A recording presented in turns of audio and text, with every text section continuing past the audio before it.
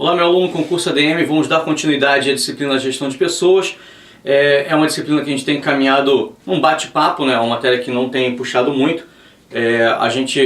Lógico, é uma matéria que não é tão complexa como talvez outras matérias que exijam de vocês cálculos ou outros tipos de raciocínio, mas certamente é uma matéria que vai fazer diferença para você lá na sua prova. Você não pode errar questão nenhuma sobre esse assunto, então vale a pena a gente ter muito cuidado quando a gente bate cada tópico aqui.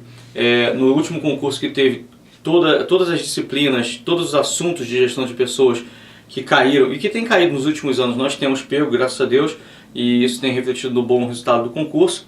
E a gente vai continuar então na matéria. Eu peço a você muita atenção, tentando internalizar o máximo possível, sem decorar, se possível, sem decorar os conteúdos, ok? Bom, a gente falou no último slide, você pode ver com a gente aqui, sobre reajuste de salário, né? O aumento de salário, o salário real, o salário nominal, são os conceitos básicos aí que já caíram em prova antigamente, não sei se hoje seria perfil para a nossa prova.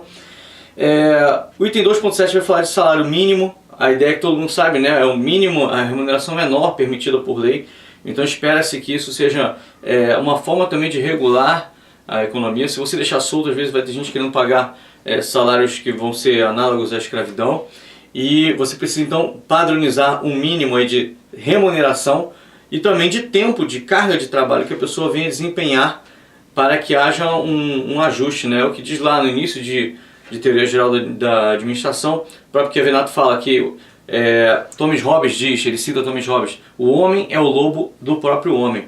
O homem tem uma essência boa, mas a vida em sociedade o corrompe. Então, às vezes, esse ambiente social pode nos levar a relações que sejam adequadas. Então, o salário mínimo é uma forma de intervenção do Estado no mercado de trabalho, e ele vai resultar também de negociações coletivas entre empregados e empregadores, ok?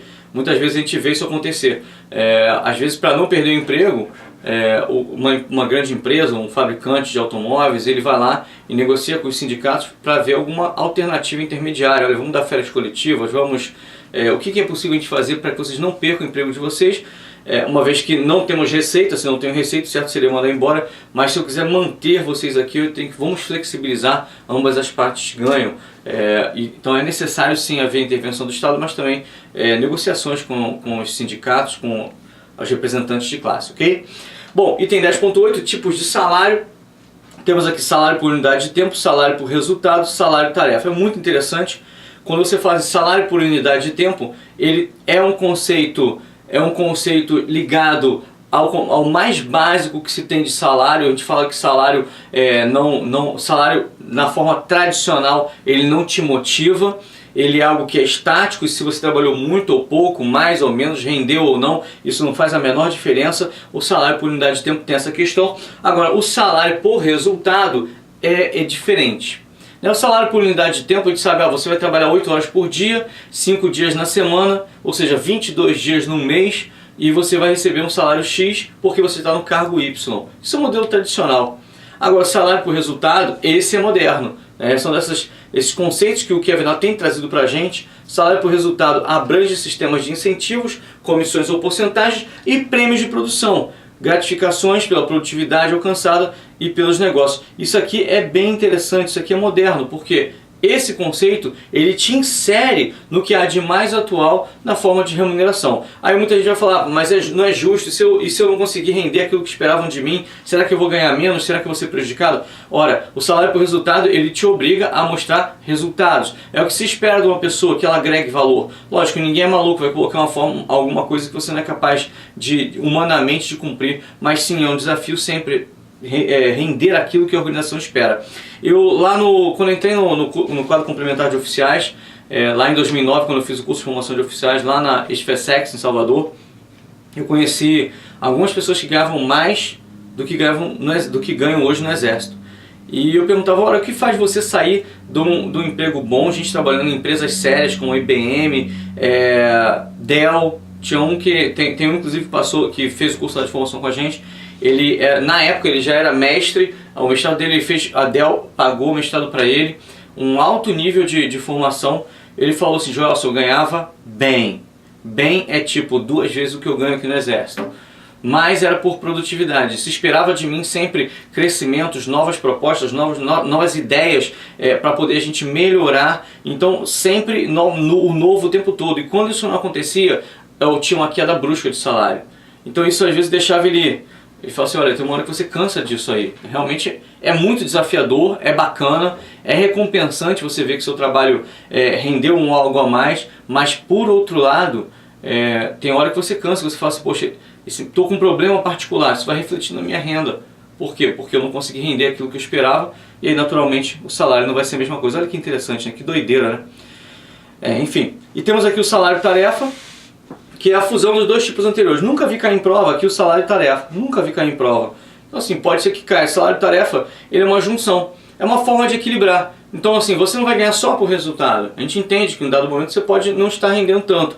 Então você tem uma base mínima de remuneração. Quem vai influenciar o algo a mais que você recebe ou não é o teu resultado. Então o salário-tarefa ele acaba sendo um ponto de equilíbrio muito interessante, para que a pessoa não se sinta refém da produtividade. Eu tenho que produzir o tempo todo. É lógico, você tem que produzir, mas que não seja uma pressão negativa, sim uma pressão positiva, favorável, para ganhar aquele algo a mais, porque a base do seu salário já está montada, né? Então tá aqui, o salário-tarefa é a fusão dos dois tipos anteriores, ou seja, o salário por unidade de tempo e o salário por resultado.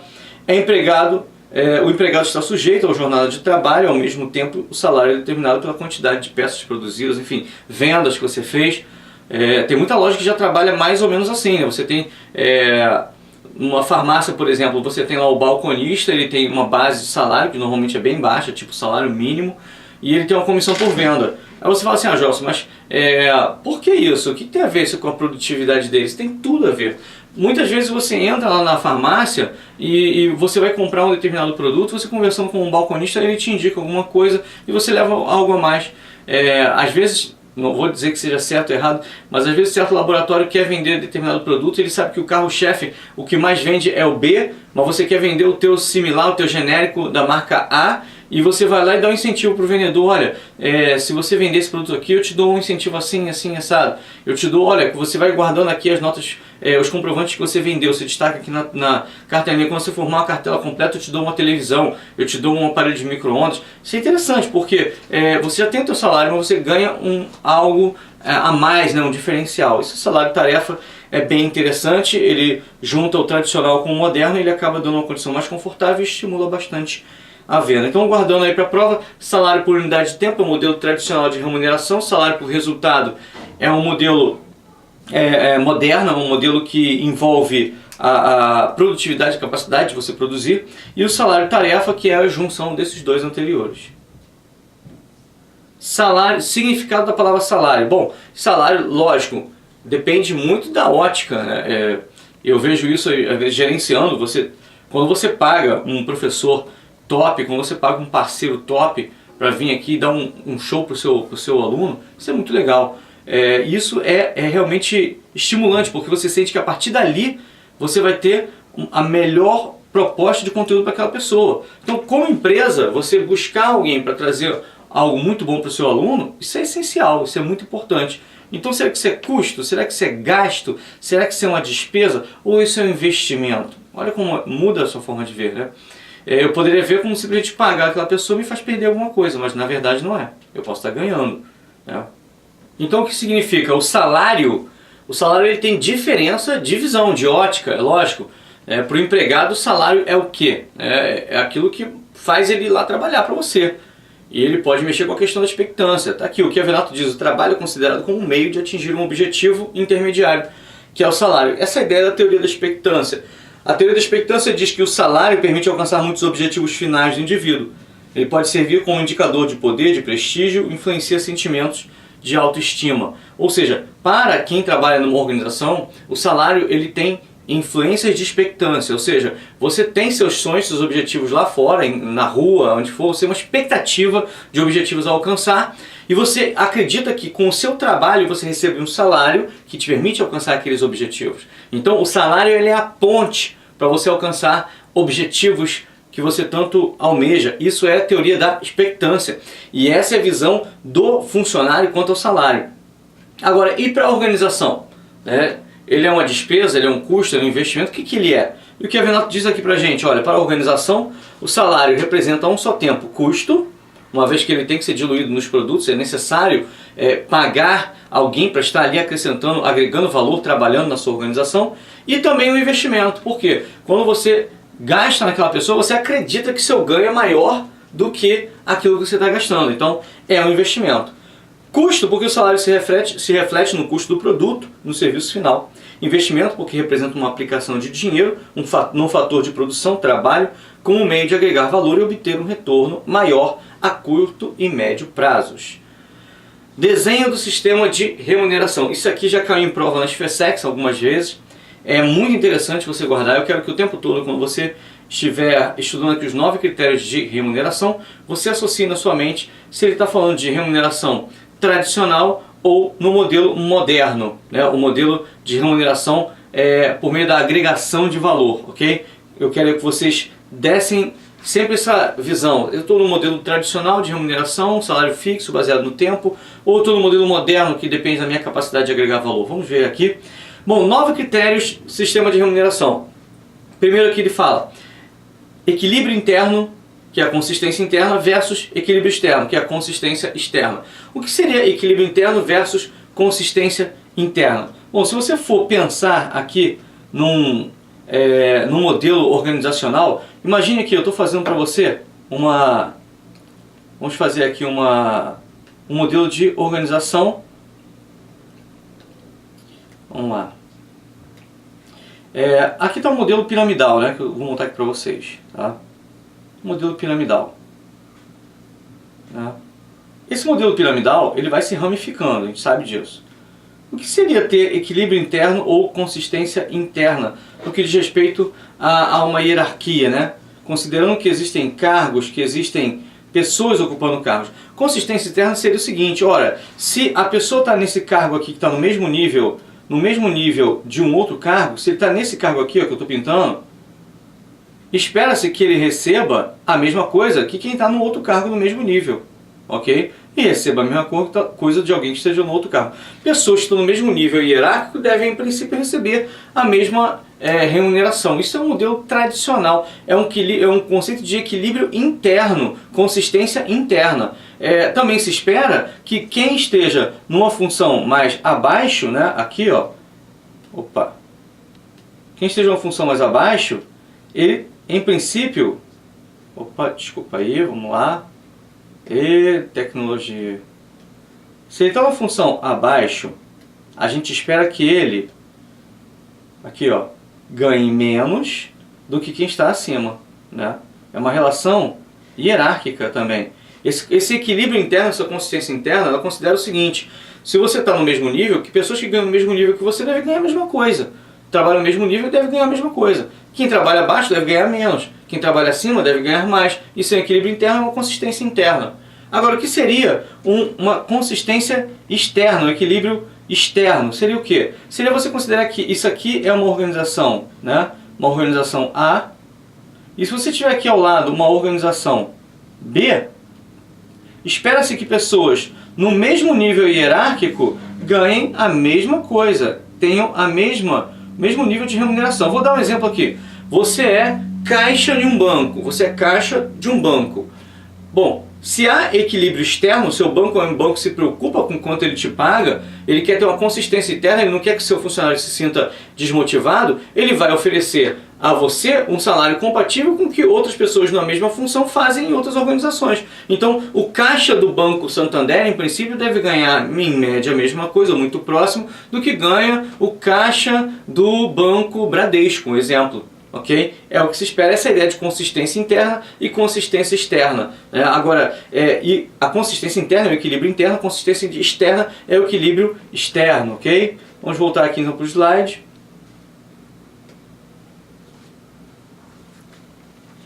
E aqui ele fala, ó, o plano de remuneração pode ser percebido como justo dentro da organização ou justo em relação ao salário de outras organizações. Essa ideia de consistência é o equilíbrio interno e consistência é o equilíbrio externo. Remuneração fixa versus remuneração variável. Bom, não precisa nem dizer, vocês já estão ouvindo de mim o tempo todo, né? Que a remuneração fixa, ela é ligada ao cargo, aquilo que você ganha sempre igualzinho todo mês, não te motiva, porque se você trabalhou muito ou pouco, não importa, se você estava no cargo, você recebe seu salário. Isso é remuneração fixa. Já a remuneração variável, ela alterna, ela varia de acordo com a sua capacidade de agregar valor. Então, variável seria algo moderno e a fixa seria algo mais tradicional, ok? Desempenho ou tempo de carga? E de novo a gente vai voltar aqui. Você vai pagar uma pessoa porque ela tem muito tempo trabalhando na organização, ou você vai pagar melhor uma pessoa porque ela é capaz de agregar mais valor à organização? Então, desempenho é um modelo moderno e tempo de carga é um modelo tradicional, né, e naturalmente ultrapassado. Aí temos outros conceitos aqui: remuneração do cargo ou remuneração da pessoa. Pessoal, isso aqui é muito interessante. Eu vou pagar a pessoa porque ela ocupa aquele cargo, naquela hierarquia, compatível com outros cargos, ou vou pagar a pessoa pelo que ela é capaz de agregar valor na organização? Então, isso tem tudo a ver com aquela ideia de enriquecimento de cargos, né? O job enrichment. Você quer enriquecer o cargo. Enriquecer o cargo? Mas como assim enriquecer o cargo? Se você percebe que uma pessoa em determinado cargo tem potencial para desenvolver muito mais competências e valores, você vai naturalmente convidá-la a receber mais e mais atribuições de níveis de importância ou de variedade maior. E essa é a ideia do enriquecimento de cargo. Ora, o enriquecimento de cargo reconhece a pessoa, a competência da pessoa, a capacidade da pessoa de agregar valor. Portanto, o cargo da pessoa acaba sendo alterado. Ora, se você está no mesmo cargo que uma outra pessoa, espera-se que você faça os mesmos tipos de atividades que outra pessoa. Se você é torneiro mecânico, então eu espero que você opere a máquina de torno mecânico. E outro é torneiro mecânico, ele opera a máquina de torno mecânico. Mas se o teu gerente percebeu que você tem iniciativa e tem outros valores que ele pode aproveitar, ele vai dar a você essas outras atividades. Então você, além de torno mecânico, vai ter novas atividades. Isso faz com que seu cargo seja diferente de um outro. Então a tua remuneração também não pode ser igual a do outro. Então eu não posso pagar todo mundo pelo cargo se alguém ali é diferente. Eu tenho que optar na minha organização. Eu vou pagar todo mundo de acordo com o cargo que ocupa, do nível hierárquico, do tipo de trabalho, ou eu vou pagar as pessoas pela capacidade de agregar valor. Vou pagar a pessoa e não pelo cargo. Pela pessoa e não pelo cargo, ok?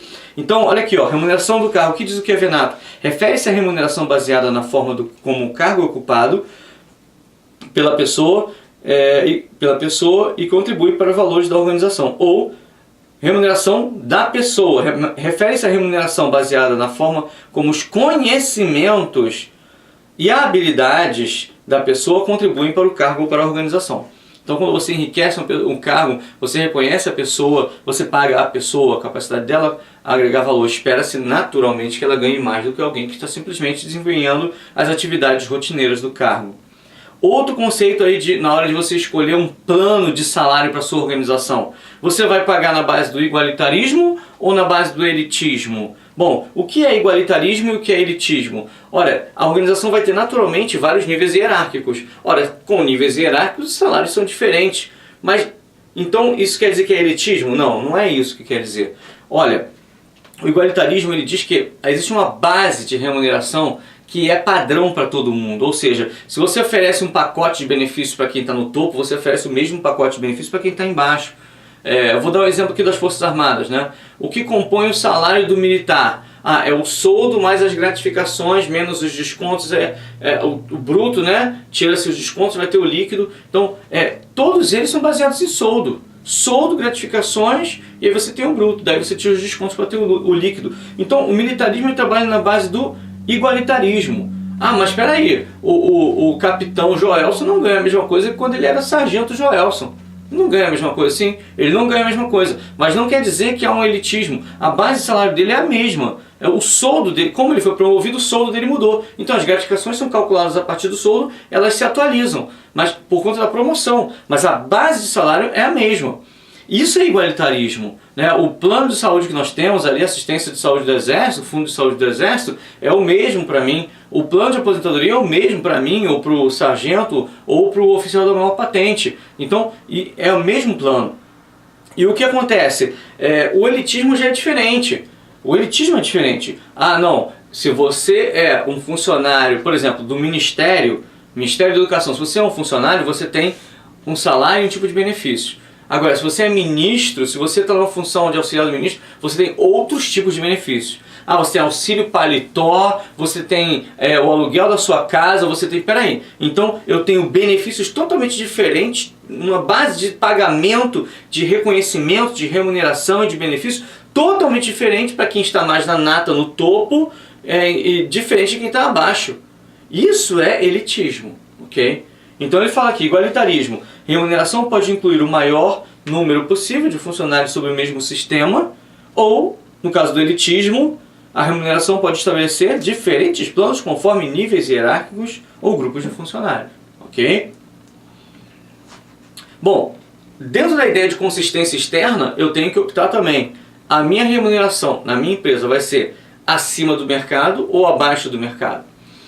Eu lembro quando eu era bancário, lá eu já trabalhei, trabalhar fora das Forças Armadas, já trabalhei em iniciativa privada, eu trabalhei numa padaria com 16 anos, aí depois participei de um processo seletivo do Banco Real, né, que depois foi comprado pelo Santander, e aí eu fui trabalhar no Banco Real, participei do processo seletivo, fui chamado, saí com 16 anos ainda, e comecei a trabalhar no Banco Real. Isso foi uma experiência muito boa para mim.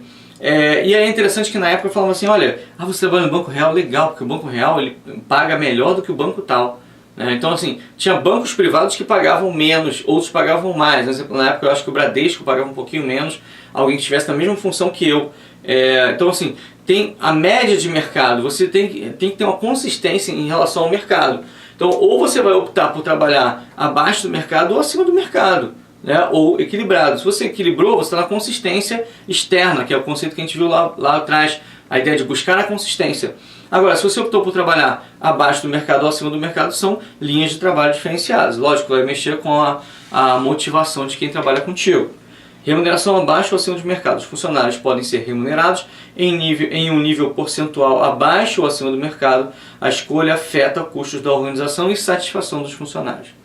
Prêmios monetários ou prêmios não monetários, né? Tem organizações que dão... Eu me lembro quando eu trabalhava no banco, e lançaram lá um cartão em homenagem à Copa, quando teve faz muito tempo eu trabalhei no Banco Real, foi de 93 até 96, né? Então, você vê que faz tempo. E aí, lá em 93, quando eu trabalhava no Banco Real, não sei qual foi a Copa, quando teve a Copa lá, e saiu um cartão de crédito que tinha uma mensagem de homenagem à Copa. E aí eles chamavam de cartão verde e amarelo, um cartão do Banco Real que era um cartão verde e amarelo. E aí eles falam o seguinte, olha, quem vender, no caso, você oferecer um cartão para eles é como uma venda, porque uma vez que você tem um cartão você paga anuidade, nas compras eles ganham em cima, então eles fizeram uma campanha muito forte de venda desse produto chamado cartão verde e amarelo. E aí, era todo mundo, escriturário, caixa, procurador, gerente, todo tipo de atendente, estavam todo mundo ligando para os clientes para saber se não queriam cartão verde e amarelo, que foi um excelente cartão, a oportunidade que chegou e tal, não sei o quê. Então, mas aí como é que eram os prêmios? Eles falavam assim, ó, cada cartão que você vende, você ganha uma pontuação. Essa pontuação a gente vai trocar para vocês por benefícios. Não era dinheiro, mas era um benefício. Ia ter lá gente recebendo freezer, gente que recebeu TV, um monte de tipo de prêmios. A minha esposa já trabalhou uma vez numa farmácia, um tempo atrás, como balconista, e lá eles ofereciam também prêmios para quem vendesse certo tipo de produto. Eles não pagavam em dinheiro, mas davam prêmio. Olha, quem conseguir vender X produtos desse aqui vai ganhar uma TV, vai ganhar um micro-ondas, vai ganhar um fim de semana com acompanhante no hotel tal. Então era o que os fabricantes de remédios faziam para poder estimular a venda. E aí você vai querer oferecer para a pessoa um produto genérico, né, para que ele saia da marca original, e aí você quer que compre o teu genérico ali. Quantas vezes você liga para a farmácia, eles nem perguntam qual genérico você quer. Aceita genérico? Aceitou? Eles nem te perguntam mais nada, que eles mandam o genérico que eles têm talvez algum ganho, algum benefício. Isso é um tipo de prêmio, um prêmio não monetário. Agora, você pode também ganhar em dinheiro, né, uma comissão por venda, um prêmio monetário, ok? A remuneração pode ser aberta ou confidencial, tá aqui item 8. E o Chiavenato ele tem uma preferência muito clara, muito grande pela remuneração aberta. Ele fala o seguinte, olha, não há por que esconder os salários de uma organização. Quando você dá uma remuneração confidencial, você faz com que as pessoas se você paga um sistema de pagamento justo, que reconheça a pessoa na competência dela, você não tem por que esconder isso. O ideal é realmente que dê ciência às pessoas de como você está pagando, para que elas queiram produzir mais. Isso é remuneração aberta. Então quando você olha assim, pô, eu trabalho tão bem quanto o meu colega aqui do lado, só que ele ganhou mais que eu. Por quê? Porque ele conseguiu agregar mais valor, conseguiu vender mais. Poxa, se eu desse um pouquinho mais de energia ali, eu sei que eu conseguia também ter um nível de venda desse. Pô, que legal! Quando você tem esse paralelo, o que acontece automaticamente? Você pensa, pela teoria da expectância, vou alterar minha forma de trabalho para eu conseguir alcançar aquele meu colega na produtividade, na venda, enfim. E isso é muito legal. Isso aí é a ideia de remuneração aberta. Ela estimula as pessoas, uma espécie de reforço positivo, ok? E a remuneração confidencial, ao contrário.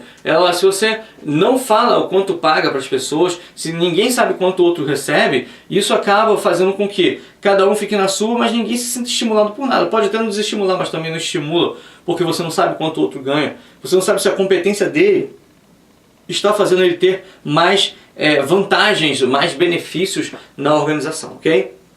Item 9, centralização ou descentralização das decisões salariais. Bom, aí volta aquela ideia de um órgão de RH centralizado ou um órgão de RH descentralizado. Se a função de RH for descentralizada, você tem naturalmente um reconhecimento mais próximo de quem executa a função. Se quem executa a função está sendo reconhecido na sua função, isso é muito legal. Isso faz com que a pessoa se sinta mais empoderada para continuar agregando valor. Então a descentralização das decisões salariais faz com que a decisão sobre quem ganha mais ou menos ou quanto cada um ganha saia de um órgão centralizado de gestão de pessoas e desça para a linha, para o chefe com o subordinado.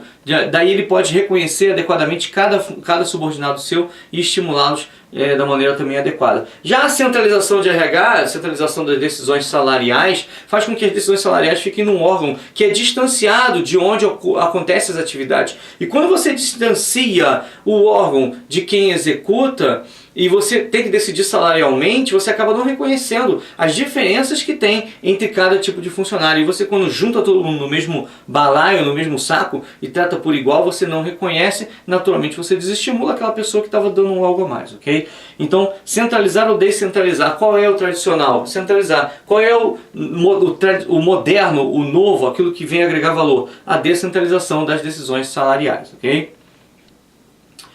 Conceito de administração de salários. Então, administrar salário é muito importante na organização. Você precisa garantir que a sua organização caminhe com salários que sejam equitativos, que sejam justos, que reconheçam a capacidade de cada um. E o que a Renato diz para a gente é que administrar salários é o conjunto de normas e procedimentos utilizados para estabelecer ou manter estruturas de salários equitativas e justas na organização. É ser justo, reconhecer cada um pela competência, pela capacidade de agregar valor, ok? E aí você tem a ideia de equilíbrio interno ou consistência interna, equilíbrio externo ou consistência externa, que a gente já falou, ele está aqui explicando de novo. Mas aqui no item 10.12 ele fala que o objetivo da administração de salários, isso é muito importante. Se você vai pagar alguém, é importante que pela própria teoria da expectância, você seja capaz de reconhecer o que motiva aquela pessoa na sua organização. O que motiva, o que ele tanto quer, qual o objetivo que ele quer. Então, de repente, a pessoa vai falar assim, não, eu estou aqui porque esse é o dinheirinho que eu pago a minha faculdade. Né? Esse dinheirinho aqui, eu pago a escola dos meus filhos. O meu marido bota dinheiro em casa que sustenta a casa, as nossas despesas, né? Nosso passeio de fim de semana. Eu trabalho para poder pagar um colégio melhor para meus filhos. De repente você vai ver uma esposa falando isso. Né? Então, isso são formas de pensar. Ou ao contrário, né? Que hoje em dia as mulheres também estão conseguindo muito bons lugares. A mulher sustenta a casa e o homem trabalha para poder garantir a escola das crianças. Isso pode acontecer. Então, são objetivos que devem perseguir. Na teoria da expectância, cabe ao líder também reconhecer em cada subordinado o que o motiva, para que ele consiga oferecer as melhores ferramentas para que aquele funcionário dê o seu melhor na organização, dentro da teoria da expectância. Objetivos da administração de salários. 1. Motivação e comprometimento do pessoal. 2. Aumento da produtividade. 3. Controle de custos. 4. Tratamento justo aos funcionários. 5. Cumprimento da legislação. Então, questão de ler e refletir, bem óbvio aqui os conceitos. Avaliação e classificação de cargos. Pessoal, isso aqui é muito, muito, muito interessante. Talvez você lendo não tenha se atentado para o que é isso. avaliação e classificação de cargos. Veja que interessante, pessoal. Voltando aqui para o nosso desenho, vamos entender aqui uma coisa, tá? Se eu for montar aqui uma estrutura organizacional, vamos lá aqui.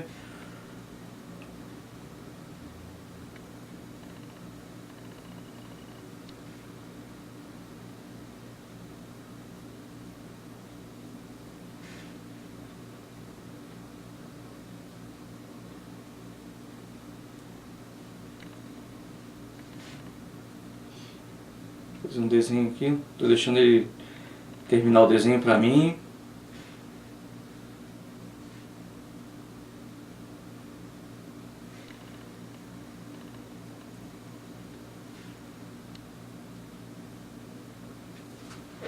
Vamos lá. Então eu montei aqui para vocês um modelo aqui de estrutura organizacional, tá? Claro, tá exemplificando, né? Não é nada muito exatinho, até porque eu não sou nada bom de desenho. Vamos lá. Olhando aqui esse modelo que eu montei para vocês. O que seria avaliar um cargo? Avaliar um cargo é olhar o que aquele cargo faz. O que aquele cargo faz? O que de repente este cargo aqui faz dentro da organização? O que esse cargo faz na organização? O que ele agrega de valor para a minha organização? E o que ele faz? Eu estou avaliando. Avaliar tem a ver com valorar. Quanto vale essa função para a minha organização? Avaliar tem a ver com valorar. Eu estudo aquele cargo, eu olho para aquele cargo, eu vejo o que aquele cargo agrega para a minha organização. Eu consigo entender aquele cargo no nível de importância para a organização. Isso é avaliar um cargo. E quando eu avalio um cargo, eu naturalmente consigo entender que ele é mais ou menos estratégico que outros cargos. Não digo nem importante, todos são importantes na organização, mas digamos que um cargo mais estratégico para a organização, ou seja, um cargo que está mais no campo do planejamento e das ideias, ele vai estar mais acima. Um cargo que está mais para o nível de execução e da rotina do dia a dia do trabalho, ele está mais abaixo na organização. Okay? Então, avaliar um cargo tem a ver com valorar o cargo, entender o cargo, o que ele faz, qual a importância daquilo para a organização e se aquilo é de um nível mais estratégico, ou seja, mais acima ou mais abaixo. Por que eu avalio um cargo? Para ser capaz de classificar o cargo. Então, o que é então avaliar o cargo? Eu entendi. Avaliar, conhecer a importância e tal. Agora, o que tem a ver com classificar o cargo? Classificar o cargo tem a ver com verificar aquele cargo e aonde ele se enquadra na organização. Quem é mais importante que quem? Então, se eu fosse fazer, por exemplo, uma classificação de cargos, digamos, eu vou pegar todos os cargos da minha organização, vou colocar dentro de um saco, vou fazer aqui, ó. Tá aqui, todos os cargos da minha organização estão dentro de um saco. E aí eu vou desenhar aqui, ó. Estão todos aqui. Vários cargos. Eu não botei hierarquia, não botei nada. Estão vários cargos aqui da minha organização. Então eu fui e avaliei cada cargo, um a um. Quando eu avaliei cada cargo, eu consegui entender que determinados cargos são de nível estratégico. Então vou pintar de verde aqui. Esse aqui, ó, é de nível mais estratégico. Esse aqui é de nível, vamos lá, gerencial. Esse aqui é gerencial. Esse aqui é gerencial. Legal. E agora vamos botar aqui em cinza aqui um que é de nível operacional. Esses aqui são operacional. Quando eu avaliei, eu consegui verificar a importância deles em níveis. Eu distribuí aqui nível estratégico, nível gerencial e nível operacional. Então eu avaliei. Legal. Agora eu vou classificar. Classificar então é dar um nível de importância na hierarquia. Ah, esse aqui vai para cima, esse aqui vai para baixo. Então eu vou classificar o cargo. Na hora de classificar o cargo, então, eu vou montar aqui. Esse aqui é o nível estratégico. Esse aqui é o nível gerencial, tá aqui ó, nível gerencial, daí eu vou fazer agora os níveis operacionais, ok? Níveis operacionais. Quando eu classifico um cargo, eu classificar, o que é classificar? Você faz uma prova lá e você foi classificado, você teve a 30ª colocação, você teve a 3ª colocação, concurso da SFSEX, 3 vagas para o Brasil. Eu quero ficar entre os 3 colocados. Concurso da EOP, 3 vagas para o Brasil. Eu quero ficar entre os 3 colocados. A colocação que significa que um vai ficar mais acima do que o outro. Então, uma vez que eu já avaliei, já valorei, agora eu vou classificar. Eu vou colocar cada um na sua hierarquia. E aí, aquele que era de nível estratégico, eu vou... É esse aqui, ó, joguei lá em cima. Aquele que era de nível gerencial... eu vou colocar aqui, nível gerencial. E aqueles que eram de nível operacional, eu vou colocar aqui, nível operacional. Ok? Então assim você consegue entender a classificação de cargos. Então, avaliar um cargo é uma coisa, classificar o cargo é outra coisa. Quando eu classifico o cargo, eu jogo o cargo dentro de uma hierarquia, dentro de um lugar onde ele venha a se inserir, ok? Eu consigo jogar o cargo dentro de uma colocação hierárquica. Eu classifiquei o cargo, ok? Bom, voltando aqui então para o nosso slide. Nosso PowerPoint, né? Slide é bem antigo, né, pessoal? Quando eu comecei a dar aula, era slide ainda. Eu tive aula no curso com slide. Imagina a EAD ter esse negócio. Jamais, né? Vamos lá. Avaliação de cargos. É o processo de comparação dos cargos internos. Legal. Para valorar salários dos diversos cargos. Por que valorar? Ora, se eu valorei, eu entendi o valor de cada um. Nível mais estratégico, nível mais abaixo. Quem está mais acima ganha mais, quem está mais abaixo ganha menos. Quem é mais estratégico ganha naturalmente mais, ok? E a classificação de cargos é o processo de utilizar o valor relativo dos cargos para colocá-los em uma hierarquia de classes. Sendo assim, a estrutura de salários da organização. A hierarquia de classes. Está vendo aqui a hierarquia que ele colocou? Hierarquia de classes. Então, a avaliação de cargos eu vou valorar, e assim valorando eu consigo ver por meio de diferenças quantitativas e qualitativas, ver a diferença entre eles, valorar salário. Quem ganha mais, quem ganha menos, né? Quem ganha mais e quem ganha menos. E aí eu vou classificar, eu vou colocar uma hierarquia de classe. Quando eu monto aquela hierarquia que a gente montou, nessa hierarquia de classe eu coloco quem ganha mais vai para cima, quem ganha menos vai para baixo, ok? Seguindo, 4 principais métodos tradicionais de avaliação de cargos. Isso aqui é interessante porque os métodos tradicionais de avaliação de cargos são que geralmente têm caído em prova. Então a gente tem que ter muito cuidado com os métodos tradicionais. E já os métodos modernos, eles não são muito de prova. Porém, tem que ter cuidado porque, para mim, o normal seria cobrar mais os métodos modernos, que tem mais a ver com a atualidade, ok? Vamos ver agora então o que é cada um deles. O método do escalonamento simples é um método bem interessante, tá? É um método tradicional de avaliação de cargos. A ideia dele é escalonar a partir de um fator. Então vamos lá. Digamos aqui que eu coloque aqui os cargos todos em um saco, aqui em um balaio, onde eu vou colocar todos eles misturados. Ok? Então estão todos aqui, todos os cargos. Coloquei vários cargos aqui. Eu quero montar minha organização. Estou montando minha organização e eu preciso então comparar o cargo a cargo. Eu crio um fator para poder ordená-los. Digamos que o fator seja faixa salarial. Tá? Faixa salarial. Eu já sei quanto cada um ganha, eu preciso montar meu organograma para ver qual a influência de cada um, qual a importância de cada um para a organização. Então, digamos que o fator seja a remuneração salário base. Tá? E aí eu vou fazer uma hierarquia a partir desse fator. Eu vou comparar cargo a cargo, digamos aqui esteja o cargo A, o cargo B, o C, D, E, F, G, H, I, J. Então, eu tenho aqui vários cargos, eu tenho aqui o fator e eu vou passar a comparar um a um com esse fator. Como se eu tivesse, na verdade, quando eu comparo um a um com esse fator, eu não deixo de estar comparando também os cargos entre si, a partir do fator. O que acontece com isso? A partir daqui vai surgir uma série de distribuições. O fator vai me permitir dar um escalonamento. Então, digamos que o cargo A seja o que ganhe mais, então ele vai ficar acima. O B e o D são o segundo lugar e eles ganham no mesmo nível, mesma coisa, B e D. Digamos que o C o D, não, o C, o E, opa, o C, o E e o F e o G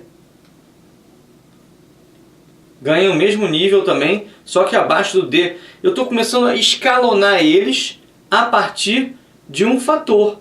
E qual foi o fator que eu escolhi? Fator, nesse caso aqui, vai ser a remuneração. Ok? Fator remuneração. Por meio de um fator, tá aqui ó, o fator. Por meio de um fator, eu fiz um escalonamento de cargos. Então repare, tem níveis, né? E tem cargos que estão no mesmo nível, ganham a mesma coisa a partir de um fator. Isso é um método chamado o quê? Escalonamento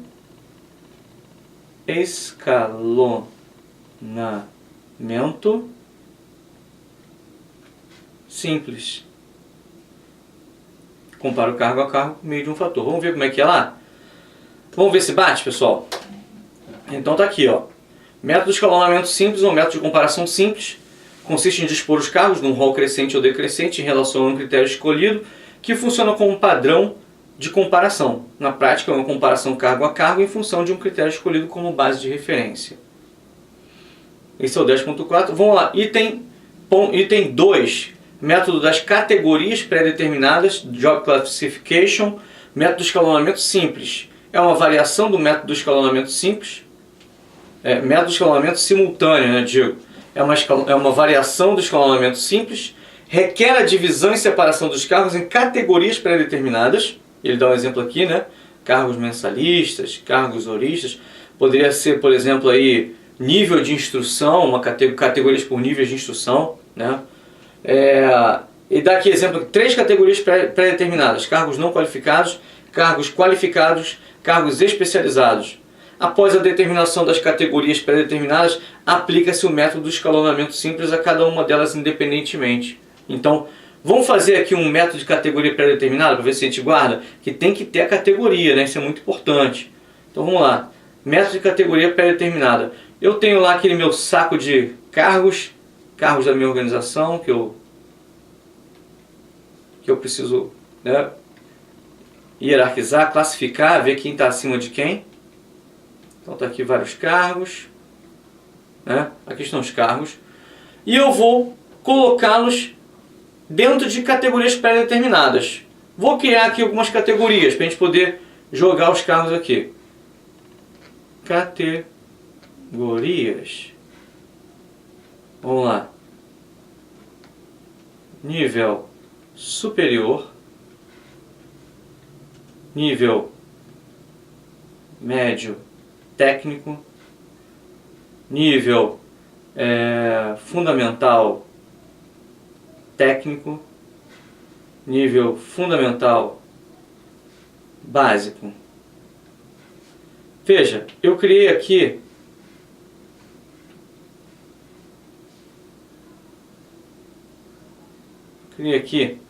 categorias pré-determinadas. A partir daí agora eu vou fazer o quê? Eu vou pegar cargo a cargo e vou jogar os cargos nos níveis. Esse aqui é um cargo de nível superior. Esse aqui é um cargo também de nível superior. Esse aqui é de nível médio, esse aqui é de nível médio. Esse aqui é fundamental técnico, esse aqui é fundamental básico, esse aqui...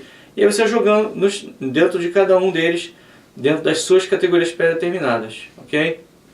Nisso que você jogou, aí agora sim, aí ele fala, bom, já usou a categoria pré-determinada? Agora, por meio de um fator, faça o escalonamento simples. Bom, agora estou dando um exemplo. Meu fator que eu vou usar é salarial. Vou escalonar eles então dentro, eu já tenho mais ou menos o nível que vai ser de cada um. Porque eu sei que nível superior é acima, nível médio abaixo, fundamental técnico mais abaixo, fundamental básico mais abaixo. Então agora, dentro de cada um deles, eu vou fazer uma hierarquia. Então, aqueles cargos, a partir do fator, dentro desse modelo aqui, ó, dentro de cada um aqui dentro, a partir do fator, eu vou hierarquizá-los. Então, eu vou dizer que esse é acima desse, que é acima desse, né? Esse é acima desse, que é mesmo nível desse, ok? Então assim a gente vai fazer, e aí no fim eu consigo montar, a partir dessa comparação dos cargos, uma categoria, um modelo de escalonamento simples dentro de cada categoria, eu consigo fazer um organograma bem detalhado, com níveis hierárquicos, com os cargos, respeitando as categorias e respeitando o fator, ok?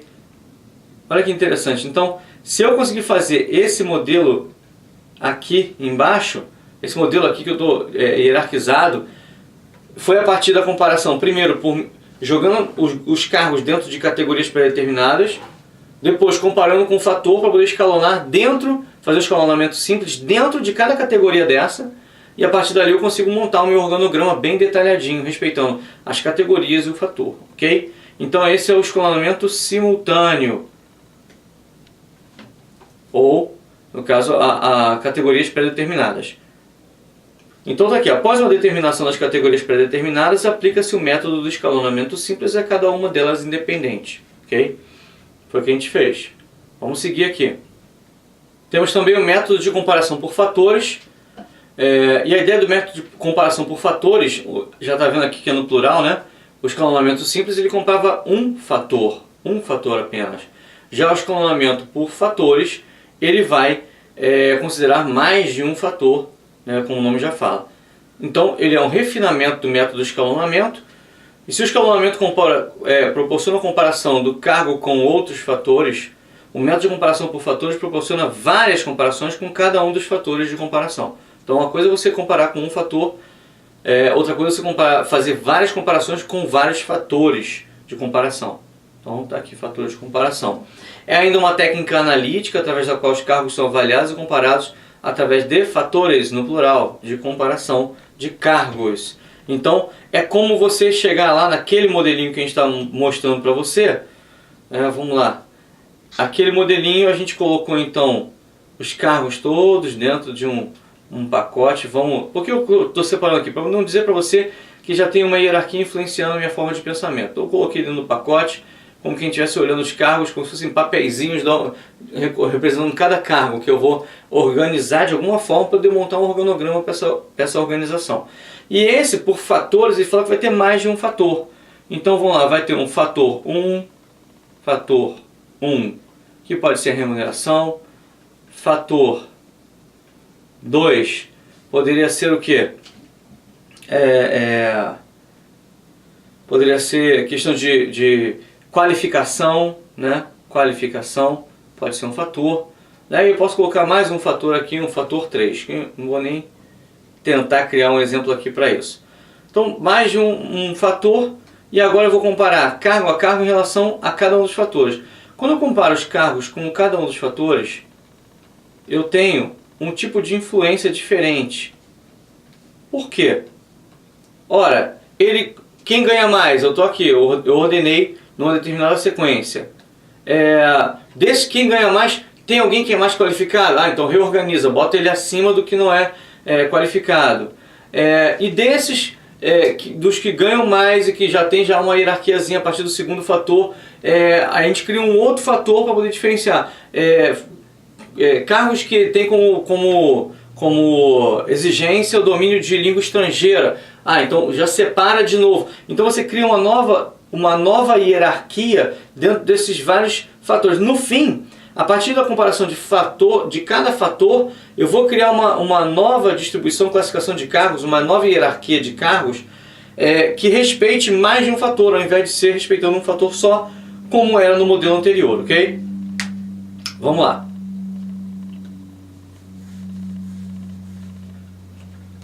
Método de avaliação por pontos ou método de avaliação por fatores e pontos. Também tradicional, todos aqui tradicionais até agora, ok? Método de avaliação de cargos mais utilizado no mundo, gostei disso, hein? Pode cair na prova. Qual o método tradicional de avaliação de cargos mais utilizado no mundo? Método de avaliação por fatores e pontos. Qual é a diferença dele para os demais? A gente fala, só a técnica é analítica, pois os cargos são comparados a partir de fatores de avaliação. Então fatores está igualzinho o de fatores lá de cima, do ponto 3 aqui acima. Porém, ele fala assim, com valores em pontos. Ele pontua, ele não vai ficar só fazendo a comparação de maneira básica, não, ele vai pontuar. Então, de acordo com a comparação, eu vou dar pontos, e são os pontos que vão diferenciar cada cargo. É também uma técnica quantitativa, pois são atribuídos valores numéricos, que são os pontos, para cada aspecto do cargo, e um valor total é obtido para cada cargo, é a soma dos valores, um valor total obtido para cada cargo pela soma dos valores numéricos obtidos. Então ele vai somar os pontos, e são dos pontos que surgirá a nossa nova classificação de cargos, ok? Então aqui é o quarto modelo de avaliação tradicional de cargos. Organização sem cargos, moderno, conceito muito legal. E ele fala aqui, ó, a tradicional avaliação de cargos tende a desaparecer, tendo em vista que as grandes mudanças ambientais da atualidade, abandonando o processo de descrição e análise de cargos. Isso porque a descrição e análise de cargos envolvem conhecer o cargo dentro do conteúdo dele, e conhecer também o contexto do cargo, né? Ou seja, o conteúdo e o contexto do cargo. Só que isso é muito estático. As organizações hoje são organizações sem cargos. A pessoa pode vir para uma determinada função, isso não quer dizer que ela vai ficar naquela função para sempre, ou que ela vai fazer exatamente aquilo que aquela função, em princípio, diria. As organizações são mais flexíveis. As pessoas que se adaptam e se dão bem nesse tipo de organização são pessoas que trazem competências bem firmadas, competências bem delineadas, e além dessas competências bem delineadas, eles são flexíveis. Então, ou seja, eu tenho meu carro-chefe, eu domino uma área, mas eu também sou capaz de passar por outras áreas. Eu não estou congelado, fixo ali, eu só posso fazer isso. Não. Então, a ideia da organização sem cargos é deixar o modelo de descrição e análise de cargos de lado, porque o cargo não vai ser mais congelado. A nova tendência é focalizar as pessoas nos cargos. Recompensar as pessoas pelo valor que cada pessoa agrega à organização. Pessoas têm passado a ser remuneradas de acordo com sua atribuição em habilidades e conhecimentos e comportamentos que elas oferecem para a organização. Então, a organização sem cargos reconhece as pessoas, e isso é moderno. Pesquisa salarial. Ora, o que seria fazer uma pesquisa salarial? Por que fazer uma pesquisa salarial? A gente tem que entender que a nossa organização, ela muitas vezes não tem uma referência interna para determinado cargo. Você imagina uma empresa que está criando um cargo novo, uma função nova, uma organização que está se adaptando, modificando a atribuição de algum parceiro e colocando ele num novo contexto. Ela precisa ter uma referência de como outras organizações trabalham. Então, para isso é importante fazer uma pesquisa salarial. A pesquisa salarial inicialmente vai ser uma pesquisa interna. Ora, existe um outro cargo desse mesmo nível que faça esse mesmo tipo de atividade ou natureza de atividade? Eu posso colocar o meu cargo novo que eu estou criando nesse mesmo nível hierárquico. Essa pesquisa interna me traz um tipo de informação que vai me dar possivelmente a consistência interna. Agora, pode ser que aquele cargo seja totalmente novo, você nunca teve mesmo na sua organização. O CEPREM passou por isso uns tempos atrás. Por quê? Era um curso que funcionava exclusivamente na modalidade presencial, com os alunos estando lá presencialmente, fisicamente.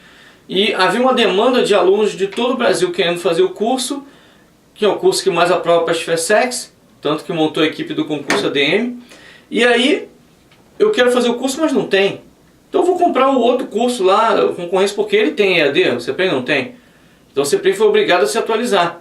E nisso ele teve que trazer pessoas para montar ambiente virtual, trabalhar com a plataforma Moodle, um site que tenha mais possibilidade de interação, que pode estar longe do sonho ideal, mas pelo menos já está funcionando bem melhor.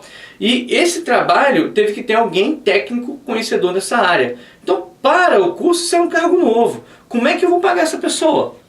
Quanto eu vou pagar essa pessoa? Quanto vale essa pessoa para a organização e quanto a organização está disposta a pagar? Quanto outras organizações pagam? Então isso aí, eu vou fazer o quê? Uma pesquisa externa. Deixa eu ver outros cursos, outros lugares que trabalham com EAD, quanto pagam. Vamos ver o que a pessoa também tem de expectativa. Então vamos determinar qual vai ser a política salarial para essa organização. Então aqui, a pesquisa salarial ela é importante para isso, para trazer esse tipo de consistência interna e externa. A pesquisa salarial baseia-se em amostra de cargos e amostra de empresas. Como assim? A amostra de cargos representa os demais cargos da organização. Eu não olhei para outras empresas, eu olhei apenas para os cargos da organização. Por isso a amostra de cargos me traz a consistência interna. E item 2, a amostra de empresas representam o mercado de trabalho. Como é que outras organizações no mercado de trabalho estão agindo em relação a isso, estão remunerando em relação a essa função. E aí isso é a amostra de empresas. E aí dentro dessa ideia vem conceitos, né, ligados à pesquisa salarial, como os cargos de referência ou cargos amostrais ou benchmark jobs. Então o que seria um cargo de referência ou um cargo amostral? Ele explica aqui, servirão de referencial comparativo para determinar salários sem ter que analisar todos os cargos. Três características dos cargos de referência. Então, na minha organização, eu posso ter cargos de referência, cargos que marcam. Ora, eu tenho cargos de referência, cargos para nível superior, cargos de nível médio, cargos de nível operacional ou fundamental. Eu tenho cargos de referência. Então, quando eu contrato alguém, se esse alguém, a função dele, ela é acima de determinado cargo, eu coloco ele acima e ganho naturalmente mais. Então, uma referência, o cargo de referência me permite, para um cargo novo, colocar a pessoa dentro de algo que se ajuste ao nível de importância da função dele. E se for um cargo que já existe, eu vou pagar ele dentro daquilo que já é previsto para aquele cargo. Isso é consistência interna. Para isso serve o cargo de referência. Ele fala aqui, o cargo de referência deve representar os vários pontos da curva ou reta salarial da organização. Deve representar os vários setores da atividade da organização. Devem ser facilmente identificáveis no mercado. É o caso do banco lá, caixa de banco, caixa do Banco Real, caixa do Banco Bradesco, caixa do Banco Santander, caixa do Banco do Brasil, caixa da Caixa Econômica. Então, eu sei que o meu cargo, o caixa, ele tem um nível de importância. Se criar um carro novo, mais importante que o meu, ele vai ganhar mais. Menos importante, ele vai ganhar menos. Hierarquicamente também vai estar na mesma condição. Empresas amostrais são úteis para não precisar trocar informações com todas as empresas do mercado. É importante você ter uma empresa amostral. Uma empresa que sirva de referência para você, que você já tenha uma troca de informações com ela, que lhe permita consultar, olha, quanto você trabalha questão salarial para esse tipo de função, porque eu estou contratando agora. Então é o tipo de coisa que faz parte esse compartilhamento, a empresa amostral, ok? 4 critérios para a seleção de empresas amostrais: localização geográfica, ramo da atividade, tamanho, política salarial. Localização geográfica, a localização geográfica, ainda mais num país continental como o Brasil, ela influencia muito. As demandas são diferentes de lugar para lugar. Então, se você quer ter uma empresa como referência, ela precisa ser uma empresa que trabalhe num ramo próximo do teu, ou que na função que você quer buscar nela um modelo, ela tenha condição de ser comparável a você. Agora imagina uma empresa do sul, que no inverno vai fazer 0 graus, e uma empresa no Nordeste, que no inverno vai fazer 30 graus, você está na beira da praia lendo um livro ali, debaixo do seu guarda-sol delicioso. Olha só, não é diferente? As demandas não são diferentes? Então será que fica tranquilo eu comparar, eu buscar informações nesse tipo de organização? Não é tão simples assim, ok? Ramo da atividade, tamanho e política salarial. Ramo da atividade, se eu puder ter uma empresa amostral que seja do mesmo ramo da minha atividade, esse é o ideal, ok? É o ideal. É lógico que o benchmarking, para quem estudou lá em TGA, ele não me impede de buscar referências em organizações fora do meu mercado de trabalho, fora da minha área de trabalho. Nada impede. Porém, se for do mesmo ramo de atividade, é melhor. Tem muito mais chance de você fazer essa comparação com consistência. Tamanho da empresa também. Uma empresa grande tem uma escalabilidade maior do que uma empresa pequena. Então esse efeito, né, da economia de escala dá a ela vantagens que permite muitas vezes contratar algo que você, como empresa pequena, jamais pensaria em fazer. Então, você quer copiar uma empresa, você quer selecionar uma empresa amostral. Para você selecionar essa empresa amostral, ela tem que ser uma referência possível para você, plausível, execuível, ok? E política salarial, que essa empresa amostral tem uma política salarial semelhante à sua. Tipo, eu promovo pela competência, não, eu promovo pelo tempo na função, eu promovo pelo... Então, você vai ter... Eu pago com base nisso, eu pago com base na hierarquia, não, eu pago com base na competência de cada um, eu deixo eles à vontade para ter iniciativa. Isso tudo são os critérios de seleção de empresas amostrais. 10.17, decorrência do salário. A decorrência do salário mais direto inicial é encargo social. Para pagar o funcionário, você tem que pagar encargo social. O governo não pega leve não. Tu tem funcionário? Tem. Pagou? Então paga o meu também. É mais ou menos por aí. Encargos sociais são um conjunto de obrigações trabalhistas que devem ser pagas pelas empresas mensalmente ou anualmente, além do salário do empregado. Okay? Parece até que aqui no Rio tem, né? Policial que chega lá no estabelecimento e fala assim, ó, o teu estabelecimento não ser assaltado, me dá um dinheiro aí toda semana. Aí, pô, peraí, tá em crise, cara, não tenho dinheiro pra fazer isso, como é que eu vou te pagar esse dinheirinho que você pediu? Cara, se você não quer ser assaltado é melhor pagar. E tu não paga no dia seguinte, tu é assaltado no mesmo dia. Entendeu? É complicado, né? Estão perdendo a fé. Enfim. Política salarial. Então, traduzindo aqui, política salarial. Pessoal, é importante você saber o que significa política. O termo política, ele tem que ser guardado contigo com carinho. A política, ela serve como balizador de ação. A política é a forma que a organização pensa e age em relação a determinado tema. Tá? Você pode notar a política, forma como a organização pensa, age e se posiciona sobre determinado tema. Por exemplo, a política salarial no exército, como é que é? Ora, todo mundo ganha soldo mais gratificações. E quem é promovido tem uma atualização no seu soldo para o soldo compatível com o novo posto, com o novo cargo, com a nova graduação. E aí, a partir desse posto reajustado, as outras gratificações são naturalmente reajustadas. Então, a política salarial, eu não vou dar, por exemplo, o exército não vai ter um modelo de pagamento diferente de acordo com o nível hierárquico. Por quê? Porque a política dele é uma política mais igualitária, ok?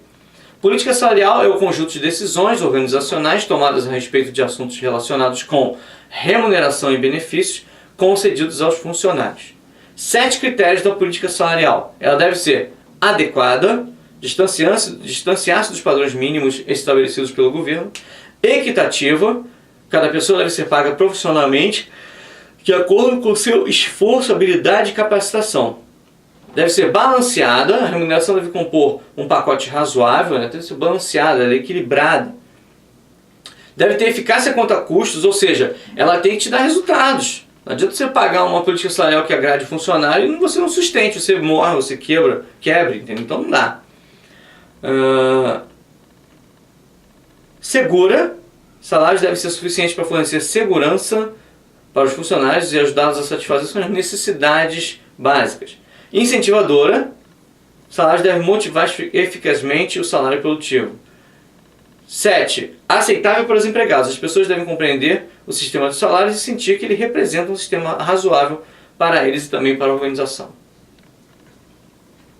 Bom, agora vamos fazer umas questõezinhas. Não era para estar aqui aparecendo o gabarito, enfim, mas já está aqui.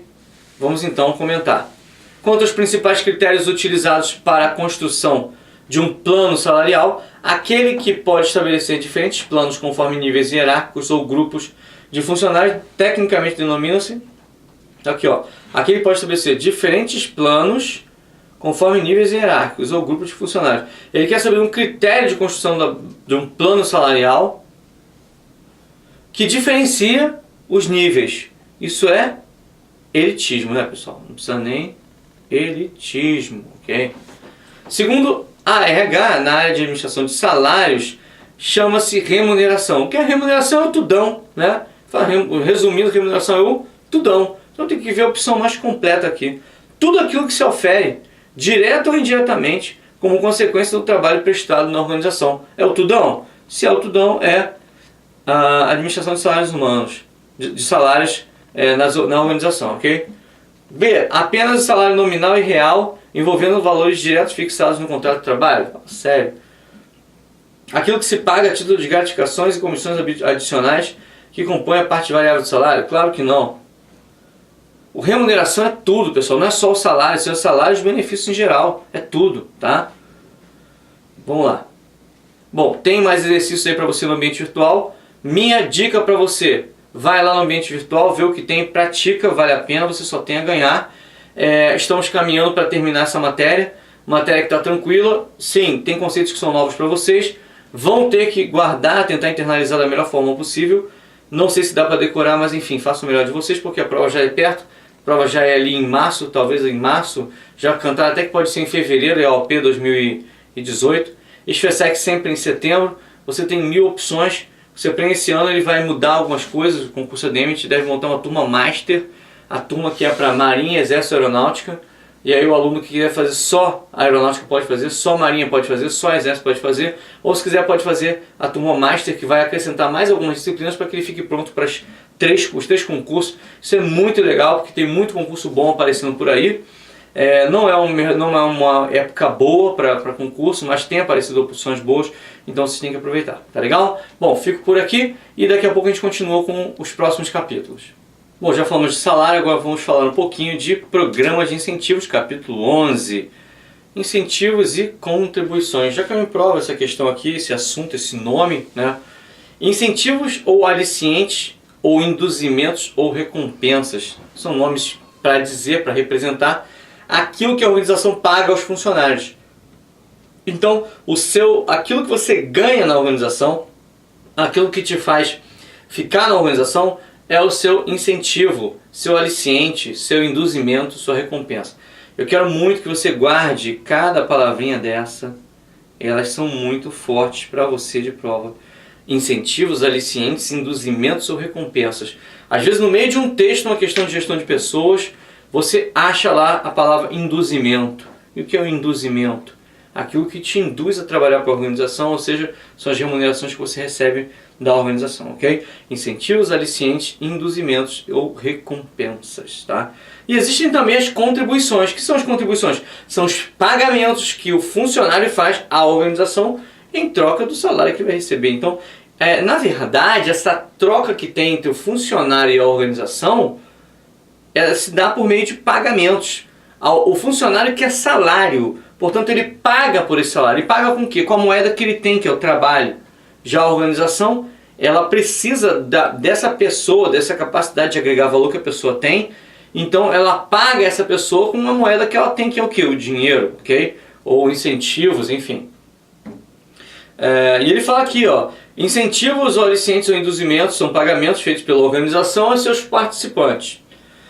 Exemplos: salários, prêmios, benefícios sociais, oportunidade de crescimento, segurança no emprego, supervisão aberta, elogios, ou seja, tudo aquilo que vem, que você ganha da organização, que vem dos fluxos da organização, são alicientes, induzimentos, incentivos ou recompensas. Agora, e o que você dá para a organização? É a sua contribuição, esse é o seu pagamento. Ele fala aqui, contribuições são pagamentos que cada participante efetua à organização. Aqui está ligado: trabalho, esforço, dedicação, pontualidade, assiduidade, esmero, elogios à organização, etc. Relação de intercâmbio entre indivíduos e organização. Então, a verdade é que indivíduos e organizações têm que ter uma relação equitativa, de equilíbrio. E ele espera que as satisfações que o indivíduo tem sejam do mesmo nível que os custos que a organização tem para com ele. Isso, eu como organização, eu tenho um custo de pagar o meu funcionário e tenho uma satisfação dele trabalhar na minha organização e agregar valor. Para mim isso tem que ser equitativo. Se o que eu ofereço para o funcionário for mais do que ele me dá, isso não vai fechar a balança. Isso não vai dar certo. Tem que ser equilibrado. O que eu pago ao funcionário tem que ser compatível com o que ele me oferece, para que haja um equilíbrio. Tá? Da mesma forma, o funcionário. O que ele paga para a organização com um trabalho tem que ser compatível com o que ele recebe em pagamento em dinheiro. Então, se o funcionário se doa, ele paga com o trabalho dele, ele precisa de um valor de pagamento compatível com o que ele fez. Tá? E essa compatibilidade é o equilíbrio, ok? Teoria da iniquidade, também já vi chamado em livro do Chiavinato como teoria da equidade. Teoria da equidade, tá? É uma teoria que fala sobre as relações entre a sua expectância na organização e também em relação aos seus colegas de trabalho. Ocorre o seguinte: por que a gente está falando o tempo todo de que a organização tem que reconhecer o funcionário na capacidade de agregar valor que ele tem? Por que a gente fala isso? Porque as pessoas têm diferenças de vontade, de capacidade de agregar valor. Tem diferenças. Aquele cara que é o wise, ele tem que receber mais do que aquela pessoa que está na rotina, que faz o mínimo. Tem que ser diferente. Se você paga um salário igual para todo mundo, você acaba sendo enquadrado por essa teoria chamada teoria da iniquidade. Ou eu já vi um livro do Kevin Nato que atualizou o nome, chamou teoria da equidade. Vou até dar uma pesquisada aqui no livro do Kevin Nato mais recente, para ver se ele já mudou esse nome aqui, mas se eu não me engano ele não tinha mudado, talvez a teoria da iniquidade lá também. Olha que interessante, pessoal. Essa teoria diz o seguinte: há equidade nas relações quando o que você recebe de salário em relação ao que você oferece para a organização é compatível com o que os seus colegas recebem e oferecem para a organização. Imagina você, se você chega todo dia no horário certinho para trabalhar, sai no horário certinho, e dá o melhor de si, produz pra caramba, de repente você olha para o lado e vê um colega que chega atrasado, sai mais cedo, falta, quando ele está sempre enrolando, no fim das contas o trabalho dele acaba caindo em cima de você porque ele não fez, é para não prejudicar o grupo, você vai e acaba ajudando. Aí, na hora de receber o salário, ele ganha o mesmo salário que você. Você vai se sentir feliz? Você vai se sentir numa condição justa? Se você não sente que está em condição justa, com essas desigualdades, então você está numa relação de iniquidade, uma relação de dissonância cognitiva. Você vai viver com um conflito interno. Olha, é muito complicado. Você não pode, na organização não pode ter benesse que chega para um e não chega para outro. Não, fulano pode faltar uma vez na semana. Fulano, não, se ele chega atrasado na hora não tem problema. Quando você dá esse tipo de benesse, você faz com que a teoria da iniquidade seja acionada. A pessoa passa a sentir uma relação de dissonância interna. Porque se eu recebo a mesma coisa que ele trabalha menos que eu, então eu sou bobo, eu estou trabalhando a mais. Olha o que diz aqui a teoria da iniquidade. Pessoas estão sempre buscando se manter em consonância com seu ambiente. Assim, comparam suas contribuições e recompensas com as contribuições e recompensas de outras pessoas. Isso aí me lembra lá na teoria dos sistemas o homem funcional. O homem funcional da teoria dos sistemas. Eu estou sempre comparando as minhas contribuições, o que eu ofereço, com as minhas recompensas, em relação às contribuições de outras pessoas e recompensas de outras pessoas. Eu estou sempre comparando. Teoria da iniquidade apresenta uma equação cujo resultado ideal é a equidade entre os dois membros. A igualdade, no caso. A equidade iguala entre os dois termos e gera a satisfação. A iniquidade, desigualdade entre os dois termos, gera sentimento de injustiça e insatisfação. Então está aqui, olha a fórmula. Minhas recompensas em relação às minhas contribuições comparadas, ou seja, esse igual de comparação com recompensas dos outros e contribuições dos outros. Okay? Essa é a teoria da iniquidade. Já caiu em prova assim, qual é o nome da teoria que analisa, compara minhas recompensas em relação às minhas contribuições, as recompensas dos outros em relação às contribuições dos outros? Resposta, a teoria da iniquidade. Porque a pergunta foi qual é a teoria. Se ele perguntasse qual é a sensação, qual é o estado cognitivo, aí você poderia dizer que se essa igualdade acontece, existe a equidade. Se essa igualdade não acontece, existe a iniquidade. Essa igualdade por si só, essa fórmula por si só, ela é uma fórmula de uma teoria chamada teoria da iniquidade. Tá? E essa foi a questãozinha de prova que derrubou muita gente. Dissonância cognitiva de Festinger. Consonância e dissonância cognitiva. Festinger. Ele fala o seguinte, olha, o seu cognitivo tem a ver com relacionamento, esse sentimento que você tem nesse convívio social, né, nessa relação com outras pessoas. Então, há um sentimento, há alguma coisa que a gente sente quando a gente troca com outras pessoas. Esse é o cognitivo, o elemento cognitivo. No ambiente a gente pode experimentar relações de consonância ou de dissonância. Consonância, estado de coerência, consistência interna, que a pessoa experimenta em relação a algum aspecto do ambiente. Dissonância, relação de conflito, estado de conflito, inconsistência interna, que a pessoa experimenta em relação a um aspecto do ambiente.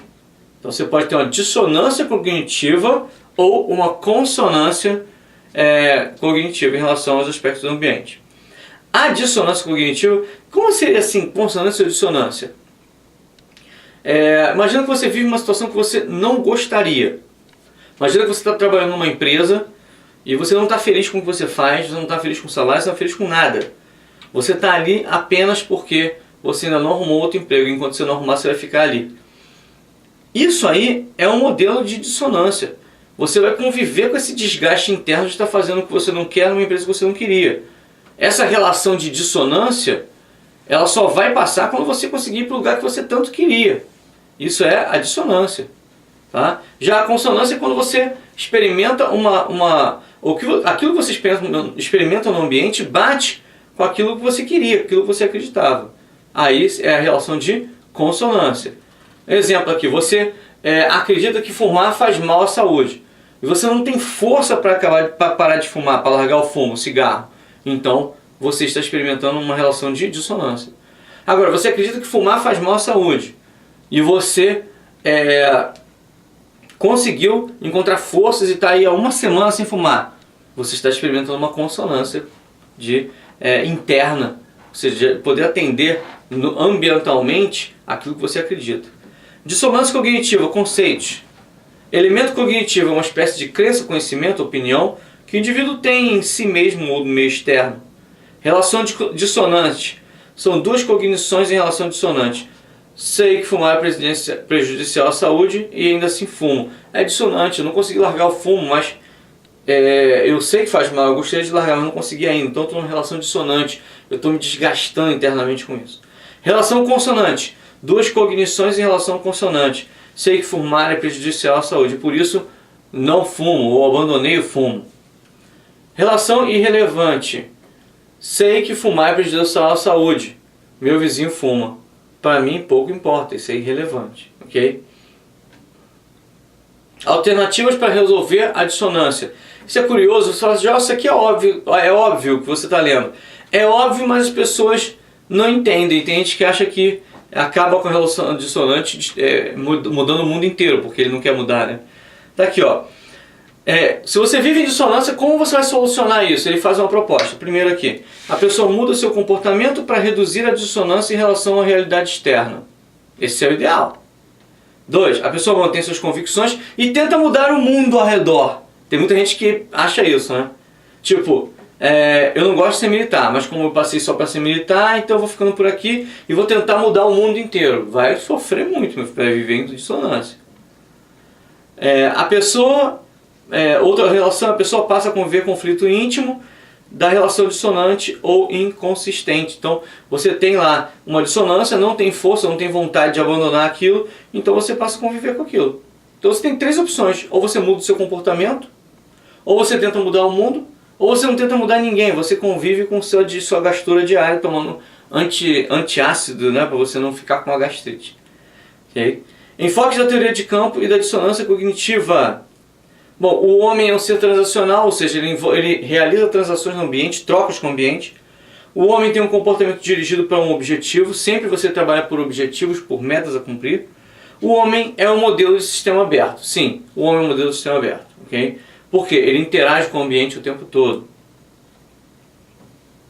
Teoria do reforço positivo. Pessoal, a ideia da teoria do reforço positivo é não use o reforço negativo.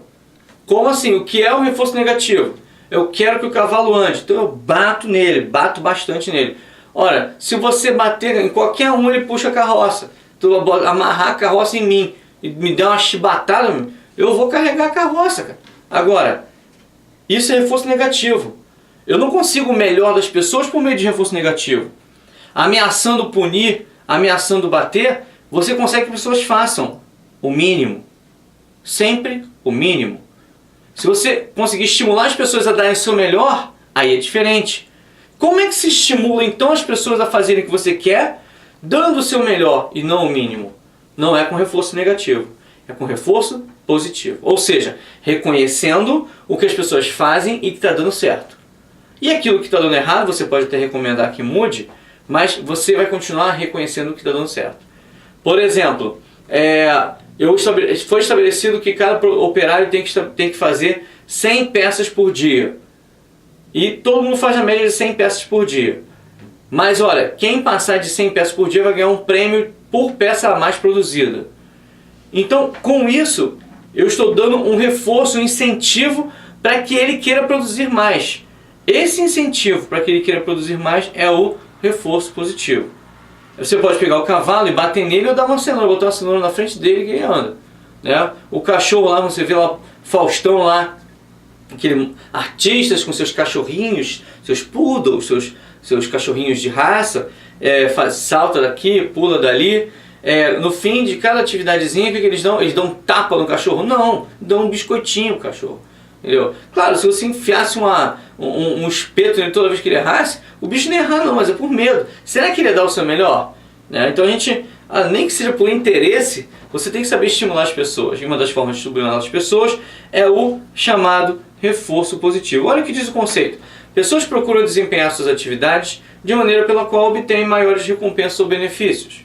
As recompensas obtidas atuam no sentido de reforçar cada vez mais a melhoria do desempenho. Duas motivações para as pessoas na teoria do reforço. Recompensa é uma forma de motivação. O nível de desempenho deve ser consistentemente recompensado. Expectativa. Se um padrão de desempenho específico já foi recompensado, ele será repetido na expectativa de que a recompensa se repita. Olha, se você fez algo, trabalhou num certo nível e deu certo, você ganhou bem, você conseguiu o que você queria, então a tendência é você querer fazer no mesmo nível de atividade da próxima vez para ter o mesmo sucesso, o mesmo êxito. Então, recompensa e expectativa são duas motivações que você tem que trabalhar quando se fala de reforço positivo. Agora é curioso porque o reforço positivo, dependendo do que você vai fazer, tem que ter muito cuidado, né? Por exemplo, você tem um funcionário que é um péssimo exemplo, faz tudo errado. Você tem outro que faz tudo certo. Você tem que estimular aquele que faz tudo certo e, por meio de uma remuneração, por exemplo, aberta, fazer com que todo mundo saiba o que cada um ganha. E aí aquele que é ruim e que não desenvolve nunca, ele vai olhar que ele ganha pouco e vai ver o outro que ganha mais e vai falar assim, poxa, eu posso melhorar a minha forma de ganhar. Essa é a ideia do reforço positivo. Eu reconheci aqueles que estão fazendo melhor e estimulei para que o que faz menor, ele queira melhorar. Mas eu não ameacei, olha, enquanto ele vai ganhar X, você vai ser punido, você vai ser mandado embora, você vai ter que... Por que eu vou fazer isso? Porque você é ruim. Eu não vou fazer isso. Eu vou estimular o bom para que o ruim queira ser como o bom. Essa é a ideia do reforço positivo. Não pode envolver punição. Questão que fala de reforço positivo não pode ter punição. É só reforço positivo, ok? Métodos de remuneração. Eu posso ter uma remuneração fixa, que é o método antigo. E é tudo que a gente falou até agora, né? A remuneração é fixa, estável, não consegue motivar as pessoas. A remuneração fixa é mero fator higiênico, não incentiva a aceitação de riscos e responsabilidades. A remuneração fixa, na era da competitividade, tornou-se insuficiente para motivar e incentivar, a gente já sabe disso.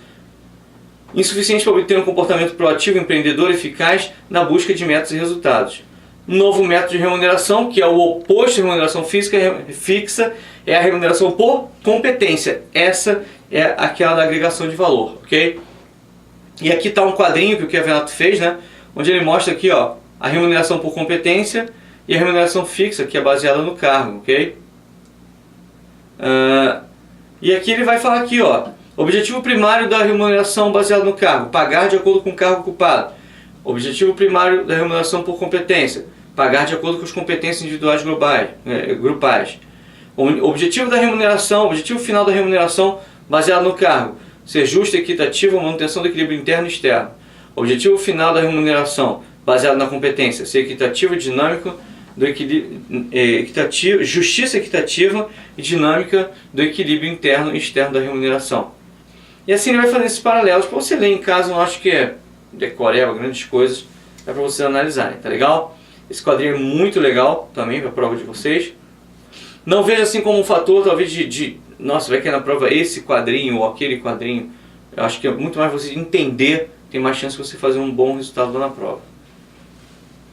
A remuneração fixa tem vantagens, que facilita o equilíbrio interno, né, que é a coerência dos salários, ou seja, quem está acima ganha mais, quem está abaixo ganha menos, quem está no mesmo nível ganha a mesma coisa. Isso é equilíbrio interno. A remuneração fixa não bagunça isso. A remuneração fixa facilita o equilíbrio externo, né, porque o salário que ganha aqui, padrão, é o mesmo nível de salário padrão que o outro ganha lá fora. Homogeneiza e padroniza salários, facilita a administração de salários e seu controle centralizado, afeta diretamente os custos fixos da organização. Contras, desvantagens da remuneração fixa. Contras, não apresenta motivação intrínseca, funciona apenas como um fator higiênico. É verdade, a gente já falou que ele é apenas higiênico, extrínseco. Não incentiva o espírito empreendedor nem a aceitação de riscos e responsabilidades. Para que eu vou me arriscar? Vou fazer só o mínimo aqui. Porque está muito bom fazendo só o mínimo, não é verdade? Agora, se você vai por competência, é diferente. Eu quero fazer mais, eu quero ganhar mais, né? Remuneração fixa funciona como elemento de conservação da rotina do status quo. A gente já viu que é um perigo o status quo. Remuneração fixa remunera as pessoas em função do tempo disponibilizado e não pelo desempenho no alcance de metas e resultados. Remuneração variável, aí já estamos no modelo que é moderno. Parcela da remuneração total, creditada periodicamente trimestral, semestral ou anualmente em favor do funcionário. Tem caráter seletivo, depende de resultados. Olha só, né? Porque a remuneração variável é por resultado, então depende naturalmente da agregação de valor estabelecidos pela empresa em um determinado período através do trabalho da equipe ou do funcionário. Vantagem da remuneração variável. Ajusta a remuneração às diferenças individuais, legal, né? Reconhece cada um no que ele é capaz de agregar valor, ao alcance de metas e resultados. Funciona como motivação intrínseca, por quê? Porque está associado ao conteúdo do cargo, ou seja, se você conseguiu produzir mais na sua rotina dia a dia, no conteúdo do cargo, você naturalmente vai ganhar mais, ok? Ou seja, como fator motivacional, dando ênfase à autorrealização pessoal. Premia o bom desempenho e incentiva o desempenho excepcional. Focaliza os resultados ao alcance de objetivos, quer dizer, ele é super extra-orientado, né, ligado a resultados finais. Permite autoavaliação, pois funciona como retroação, claro. Quando eu dou uma remuneração variável, se eu recebi mais, eu sei que eu ganhei menos, eu trabalhei mais, melhor. Se eu recebi menos, eu trabalhei menos, eu rendi menos, então é uma forma de retroação. Estabelece remuneração adicional e contingencial, não produz impacto sobre o custo fixo da organização, ou seja, é muito bom esse modelo, ok? Contras ou desvantagens da remuneração variável. A remuneração variável requer o que ele chama de desadministração salarial. Olha que interessante. O que seria uma desadministração salarial? Ele acredita que fica muito difícil você ter um modelo de administração padronizado de salários se você tem cargos totalmente flexíveis que dependem da produtividade de cada um. Então é uma desadministração salarial, uma vez que quebra todas as rotinas administrativas criadas na forma de salário.